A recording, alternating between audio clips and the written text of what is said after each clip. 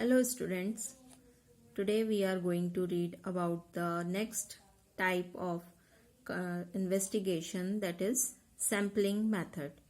In previous video we had read about the census method, and in census method all units of the field of investigation are collectively known as the population, and every unit of population is concluded in the census method. And today we are going to read about the sampling method. So under sampling method we select certain representative units on a particular basis from the population, and conclusions are obtained by performing a deep study on these units. The units which have been sorted from population are known as sample, and the process of strong some unit or sample from the population is known as sampling.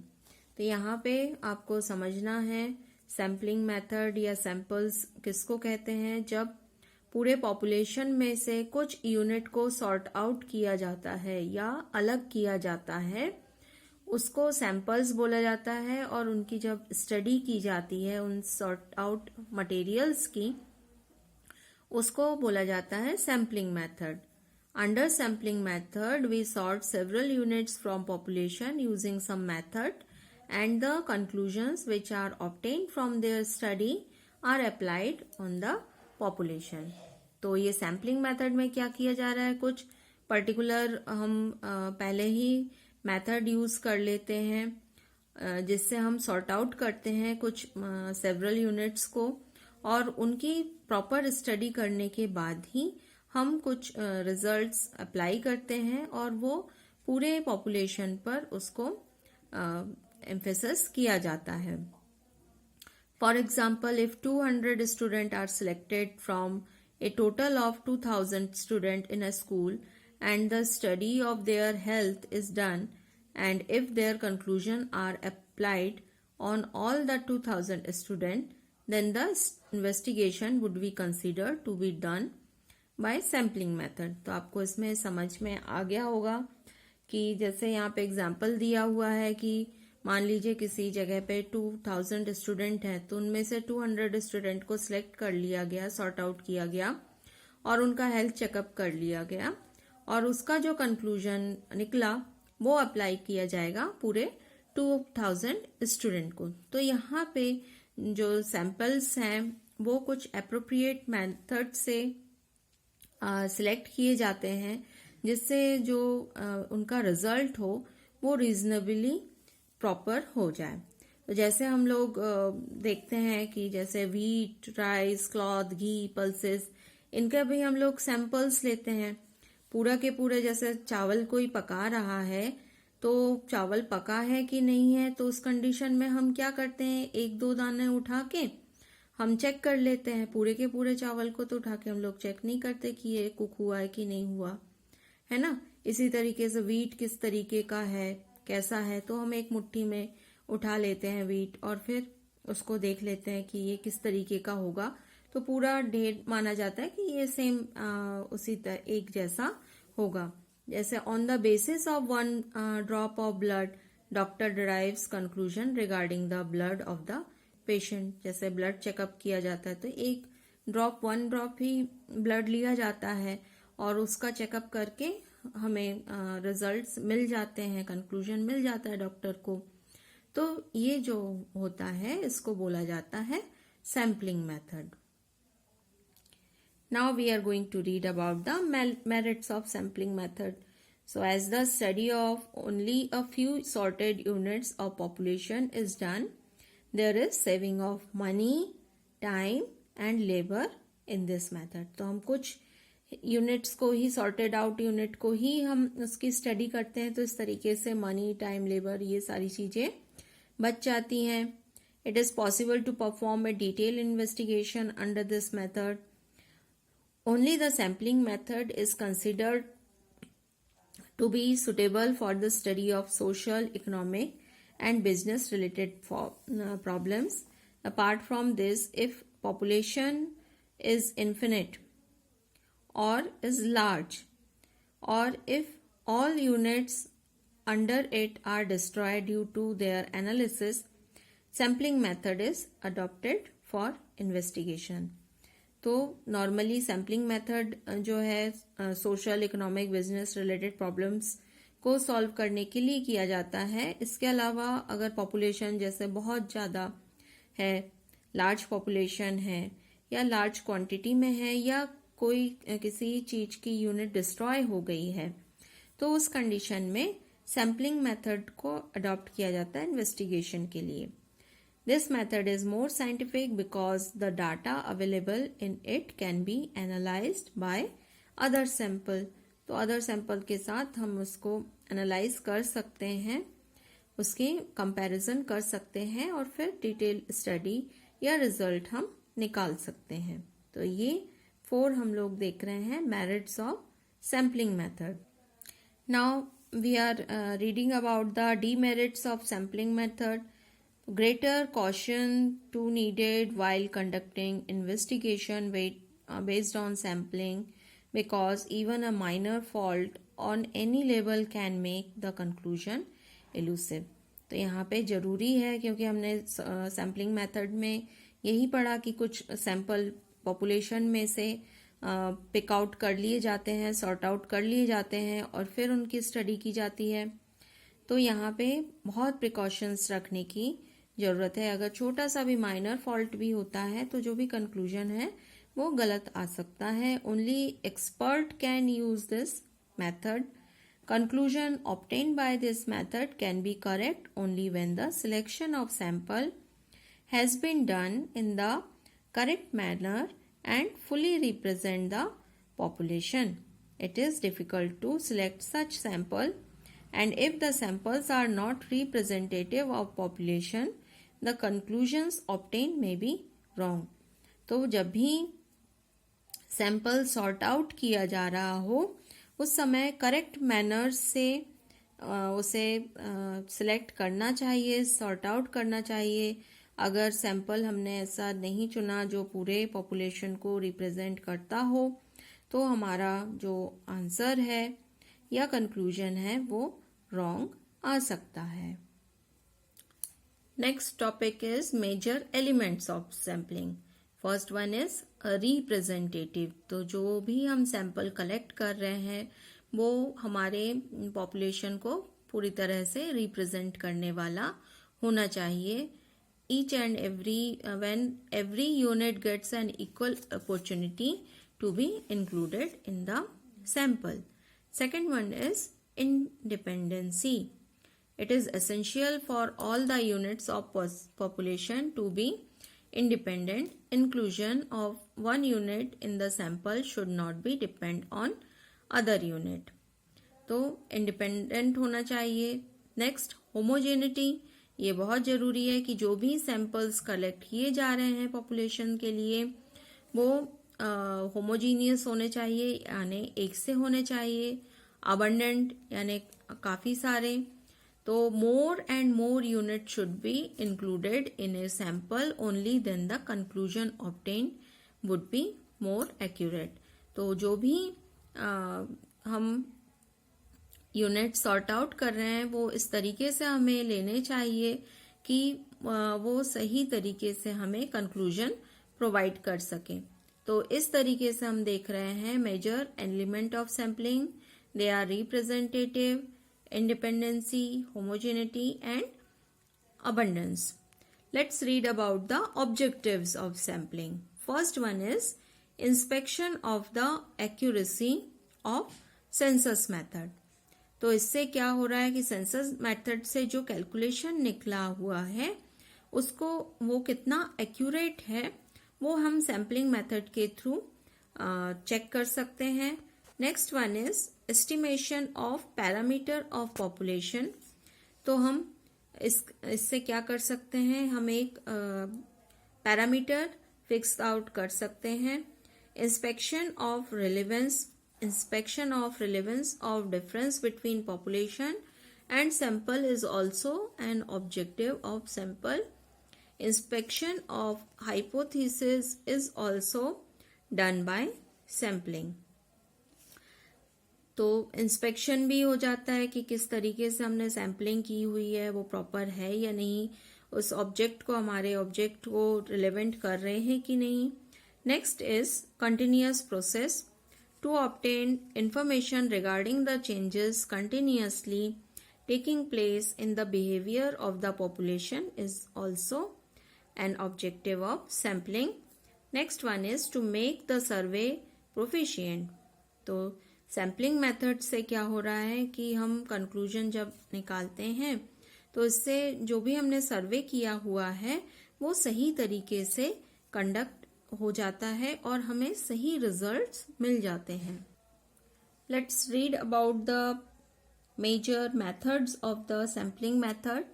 So first one is deliberate sampling, second random sampling, third stratified sampling, fourth systematic sampling, fifth quota sampling. First of all we will read about the deliberate sampling.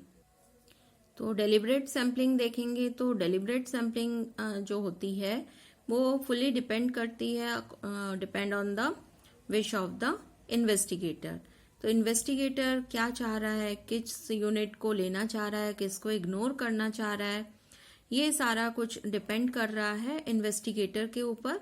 वो अपने मन से कुछ भी units को choose कर लेता है जो उस पूरे जो एंटायर पॉपुलेशन को रिप्रेजेंट करता है। तो डेलिब्रेट सैम्पलिंग में क्या हमने पढ़ा, स्पेशल फीचर क्या है कि यूनिट सिलेक्शन कैसे किया जा रहा है, डिपेंड कर रहा है कि इन्वेस्टिगेटर क्या चाह रहा है।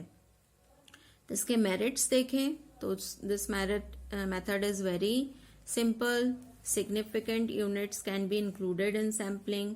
तो जिन जिन चीजों की जरूरत होती है इन्वेस्टिगेटर खूब अच्छे से जानता है उसे किन चीजों की जरूरत है, तो वो पर्टिकुलर चीजों को ले लेता है, यूनिट्स को ले लेता है। This method is considered to be useful if the number of unit is limited and when it is essential to include them.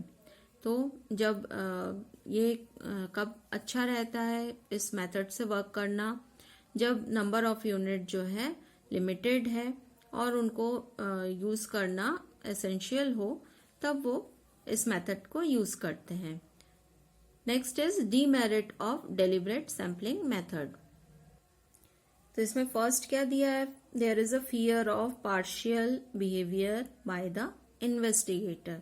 तो पार्शियलिटी की यहाँ पे गुंजाइश होती है क्योंकि हमने क्या पढ़ा था कि उसके इन्वेस्टिगेटर के विश के अकॉर्डिंग ही वो यूनिट्स को चूज करता है। Second one is incorrect use of data में बी डन। तो प्रॉपर डाटा अगर यूज नहीं किया जा रहा है तो ये सही रिजल्ट इससे नहीं मिलेगा। Third one is there is no satisfactory method of evaluating the level of accuracy of the sample. तो जो भी सॉर्ट आउट किया हुआ है सैंपल वो प्रॉपर है या नहीं है, ये भी हमें सेटिस्फैक्ट्री रिजल्ट कई बार इस मेथड से नहीं मिलता, यानी एक्यूरेसी नहीं मिलती है। Next type is random sampling. तो रैंडम मीन्स क्या होता है कि कहीं से भी कुछ भी चूज कर लेना, सॉर्ट आउट कर लेना। तो इस मेथड में क्या किया जाता है, units from population are sorted in such manner that there may be possibility of all type of unit being sorted as sample, which unit will be taken and which will not taken for sampling. This decision does not depend on the discretion of the investigator. तो random sampling में क्या हो रहा है कि investigator के wishes के according units sort out नहीं की जा रही है, अपने आप सभी यूनिट्स को बराबर मौका मिल रहा है सॉर्ट आउट होने का। तो इसके तरीके देखें तो इसके तरीकों में फर्स्ट है, रैंडम सैम्पलिंग के तरीकों में फर्स्ट है लॉटरी मेथड। तो लॉटरी मेथड में क्या किया जाता है कि कुछ स्लिप्स रख दी जाती हैं, जैसे under this slips of the units of aggregate are found and out of this an impartial and blind folded person और the investigator himself takes out the number of slips of the units which are needed to be included in the sample. While doing this, it should be kept in mind that the size of the slip must be identical and they must be mixed up thoroughly. Only an impartial person should take out the slip.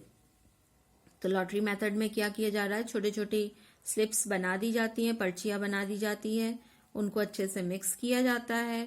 तो कोई impartial person या कोई blind folded यानी आंखों पे पट्टी बांध दी जाती है, ये इन्वेस्टिगेटर खुद उसमें से स्लिप्स को निकाल लेता है जिसको उसे सॉर्ट आउट करना है. तो ये हो गया लॉटरी मेथड. नेक्स्ट जो है रोटेटिंग ऑफ द ड्रम. तो ये मेथड भी यूज किया जाता है रैंडम सैम्पलिंग में.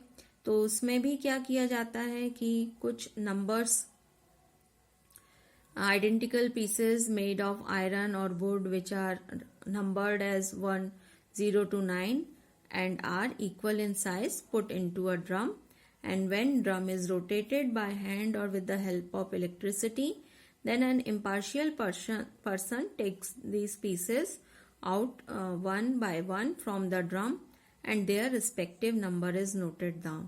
तो इस तरीके से क्या हो जाता है कि एक पर्सन इन नंबर्स को निकाल रहा है, ड्रम घूम रहा है और उसी में से कुछ नंबर्स निकाले जा रहे हैं.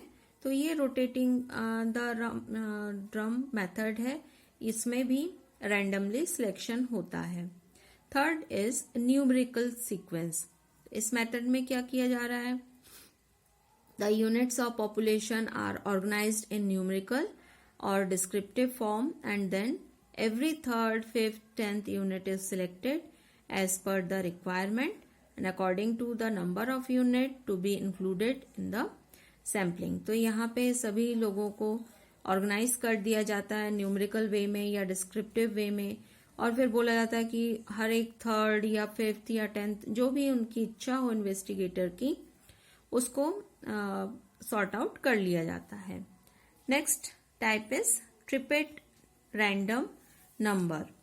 On the basis of the population report of some countries, Tippett has prepared a table of 10,400 number having 4-5 digits which are known as Tippett random number. The first 40 numbers of the table given by the Tippett are as follows. तो ये आप देख रहे हो Tippett table है, इसमें 4 digits के number दिए हुए हैं और ये ट्रिपेट ने प्रिपेयर किया था, इसलिए इसे ट्रिपेट रैंडम कहा जाता है. तो इसमें क्या किया जाता है, according to Tippett table, if we have to select some units from population containing 3000 units, then we will select these units in the sequence given ahead. तो ये सीक्वेंस जो दिया हुआ है उसके अकॉर्डिंग हम, जैसे 3000 के लगभग यूनिट्स हैं, तो हम उनके सीक्वेंस के थ्रू सीक्वेंस देकर हम किसी भी सैंपल को कलेक्ट कर सकते हैं. Let's read about the merits of random sampling. First one is selection of unit in this method depend upon the matter of chance, therefore possibility of partiality is eliminated fully. तो यहाँ पे partiality नहीं हो पाती, time, money, labour ये पूरा save हो जाता है, और जो भी दिया हुआ इस मेथड के थ्रू हम लार्ज नंबर में कॉम्प्रिहेंसिव वे में सिलेक्शन कर सकते हैं. इन this method the investigator can identify the amount of sampling, inspect the accuracy of his estimation. Third one, next one is a demerit or limitation of random sampling. So if the size of sample is small, then random sampling does not represent the population in reasonable form because of presence of unit having varied characteristics. This method is not suitable if size of population is small or if several units are so important that it is compulsory to include them in sampling. Third, this method is not suitable in case if the units are depend on one another. तो demerits में हमने क्या देखा कि जो population है उसका size बहुत छोटा है, तो उस कंडीशन में रैंडम सैम्पलिंग प्रॉपरली वर्क नहीं करेगा। दूसरा, अगर कुछ यूनिट्स सैंपल्स में इस तरीके के हैं कि उनको इंक्लूड करना कंपलसरी हो, तो इस समय भी हम रैंडम सैम्पलिंग मेथड को यूज नहीं कर सकते हैं। और थर्ड पॉइंट ये है कि जो भी यूनिट हम सिलेक्ट कर रहे हैं वो एक दूसरे पे डिपेंडेंट हो, तो उस कंडीशन में भी ये मेथड यूज नहीं किया जा सकता है। Next we will read the stratified sampling. This method is suitable for sorting samples from heterogeneous aggregate of groups or strata. In this method, firstly, the population is divided into various homogeneous group or strata or substrata while considering its various characteristics. After that, units are sorted on the basis of random sampling method. तो stratified sampling में क्या किया जा रहा है कि जब group बहुत बड़ा हो और उसमें बहुत सारे डिफरेंसेस हो, तो उसमें सबसे पहले पॉपुलेशन को कुछ होमोजीनियस ग्रुप्स में, या स्ट्रेटा बोला जाता है उसको, या सब स्ट्रेटा, उसमें डिवाइड कर लिया जाता है उनके कैरेक्टरिस्टिक्स के अकॉर्डिंग, और फिर उनको सॉर्ट आउट किया जाता है जो हम लोगों ने अभी रैंडम सैम्पलिंग मेथड पढ़ा है उसके थ्रू। तो इसको बोला जाएगा stratified sampling. This is a proportion level of selection. और यहाँ पे जो है एक सही तरीके से हमें रिजल्ट मिल जाता है स्ट्रेटिफाइड सैम्पलिंग के थ्रू. इसके मेरिट्स देखेंगे. The investigator enjoys more control of selecting sample in this method. Then there is remains no such significant group which is not represented in the sample. तो सभी को पर्याप्त मौका मिल जाता है. इस मेथड में क्या दिया है, if it is required to leave such unit which had not be seen earlier then another unit can be taken in its place. तो ये जो है ये मेथड बहुत फ्लेक्सिबल है. टाइम, मनी, लेबर ये बहुत इससे सेव हो जाता है. साथ ही साथ इसमें sample which has been created heterogeneous population in a reasonable manner provides more reliable conclusion as compared to random sampling. तो random sampling में हमने कुछ demerits देखे थे, तो वो demerit stratified sampling के थ्रू जो है दूर किया जा सकता है. Next, this method is suitable for fundamental population with excessive variability. तो जब population में बहुत सारे variations हो, तो उस कंडीशन में इस मेथड को बहुत अच्छे से यूज किया जा सकता है. डीमेरिट्स देखें इसके. A biased effect is witnessed in conclusion if the population is not divided in appropriate strata और सब स्ट्रेटा. तो हमने इसमें सबसे पहले देखा था कि इनको होमोजीनियस फॉर्म में डिवाइड कर दिया जाता है. तो अगर सही तरीके से डिवाइडेशन नहीं किया गया है तो रिजल्ट गलत आ सकता है. For representative sampling it is essential that all unit should be included in it in proportional form, and this is to be essential done in stratified sampling which proves to be cumbersome task. This becomes even more difficult if there is significant difficulty in the groups of strata. तो अगर proper way में groups ना बनाए जाएं, strata सब strata ना बनाए जाएं, तो उस कंडीशन में स्ट्रेटिफाइड सैम्पलिंग के थ्रू जो रिजल्ट आते हैं वो एप्रोप्रिएट नहीं मिलते हैं. Next, it is difficult task to fix section or labels and determine the units in them. तो जो हमने sections की बात की थी कि इनको sections में divide कर दिया जाता है, तो ये भी एक बहुत ही difficult task होता है. Next type is systematic sampling. तो इस method का नाम ही आप देख रहे हो systematic. तो यहाँ पे जो भी पॉपुलेशन है उसको सिक्वेंशली अरेंज किया जाता है on the basis of numbers, geographical और selective characteristics, and the first unit is selected on the basis of random sampling and after that units from the population are selected. तो यहाँ पे एक system तय कर लिया जाता है और उसके थ्रू ही जो सैम्पलिंग है वो की जाती है. Although this method is simple and cost efficient, yet it cannot be called as suitable in this method. It is possible that if there is maximum recurrence of feature, then it may be given no place in the sample or same units may be given preference. Last one is quota sampling. Under this method, the population is categorized in the same manner as it is done under stratified sampling method. तो जैसा ये stratified sampling method है वैसा ही categorize किया जाता है. After that, the enumerator are asked to take samples from it. The selection of sample depend on discretion of the enumerator instead of being based on random sampling method. So the success of this method depend upon the honesty and the skills of enumerator. If they have selected the sample in a biased manner, then the conclusion obtained will be wrong. तो यहाँ पे क्या किया जा रहा है, stratified sampling में जो हमने पढ़ा था कि उसमें अलग अलग डिवीजन या ग्रुप्स स्ट्रेटा बना दिए जाते हैं. तो स्ट्रेटा बना दिए जाते हैं और उसके बाद एन्यूमरेटर को उसमें से सैंपल्स निकालने की बात की जाती है. जितने ग्रुप्स हैं सब में से सैंपल्स निकालने की बात करते हैं. तो ये कोटा सैंपलिंग हुआ. तो इसमें भी जरूरी है कि जो भी एन्यूमरेटर है वो सही होना चाहिए, अदरवाइज जो भी कंक्लूजन है वो रॉन्ग हो सकते हैं. और ये बात सभी मेथड में इक्वली लागू हो सकती है कि प्रॉपर आंसर नहीं आएगा अगर जो भी